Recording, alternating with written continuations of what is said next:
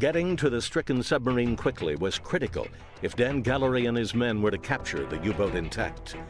The submarine was running in a circle, its rudders jammed to starboard, and was riding so low in the water that when the boarding party came alongside, they could leap directly from the boat to the submarine's rail. Their first discovery was a dead German sailor lying next to the conning tower hatch, a grim reminder of the deadly business they were embarked on. Lieutenant David, Arthur Nispel, and Stanley Wadowiak were the first three down the hatch. Of the three of them, only Lieutenant David had ever seen the inside of a submarine before. But that one had not been sinking. The U-boat was deserted, alone on a runaway enemy boat that was slipping quickly beneath the waves. Time was against them. But that wasn't all. Standard operating procedure called for U-boat commanders to arm explosive scuttling charges to guarantee there would be no captures. The charges had 9 to 12-minute fuses.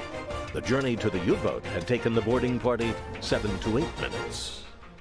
Knowing that explosions could rip the submarine open at any moment, Lieutenant David called for the men on deck to come down and help, while he and his crew raced forward to the radio room and the captain's cabin. Their first goal was to find the 3 safes they knew were aboard and grab as much classified material as possible. The boarders grabbed code books, charts, operating instructions, orders from headquarters, and the legendary Enigma code machine. In the end, 9 mailbags full of materials were snatched from the submarine.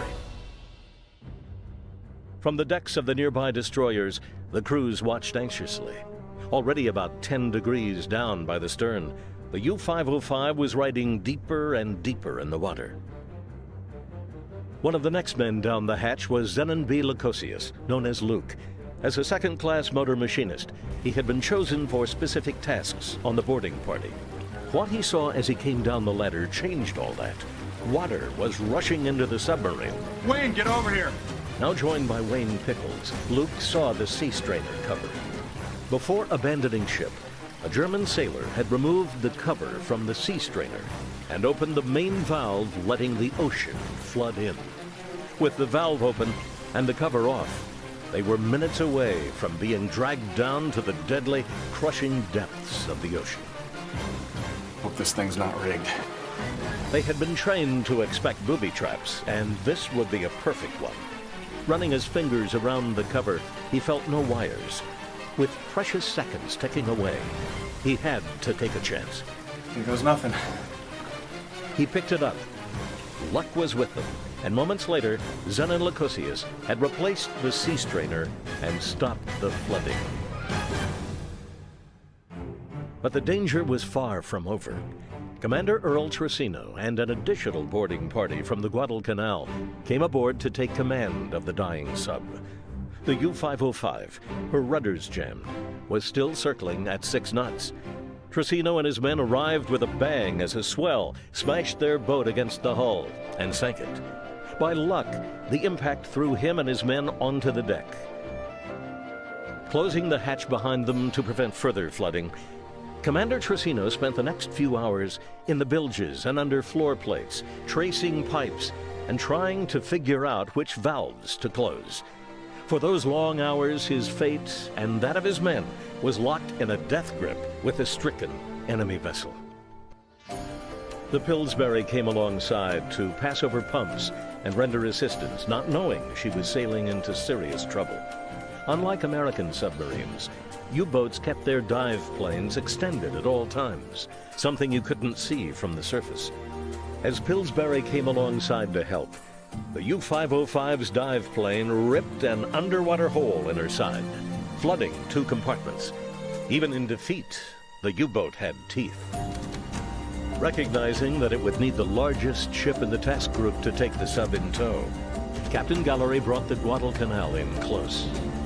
In an amazing act of seamanship, a tow line was attached from the stern of the carrier to the bow of the submarine.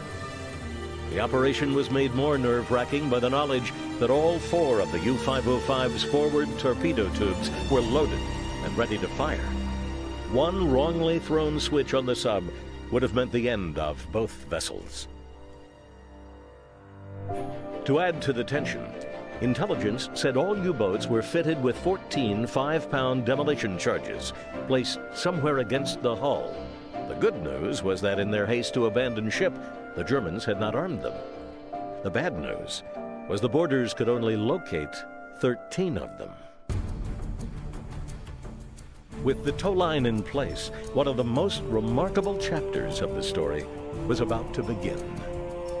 What the men of Task Group 22.3 couldn't know was that in a matter of days, Allied troops would storm ashore at Normandy Beach, beginning the invasion of Hitler's so-called fortress Europe. If the Nazi high command knew that a U-boat had been captured, they would immediately change all their codes. Secrecy was essential, and that meant towing the U505 a few hundred miles to Casablanca was out of the question. The place was crawling with German spies. Orders came for Gallery to tow the submarine 2,500 miles to the British base at Bermuda. In a tribute to their seamanship, their courage, and just a little luck, they made the 2,500-mile trip through U-boat-infested waters completely undetected. The men of the task group were reminded in the strongest terms that what they had done was highly classified. Despite their amazing heroism, it would be years before any of the men involved could breathe a word about the incredible feat they had accomplished.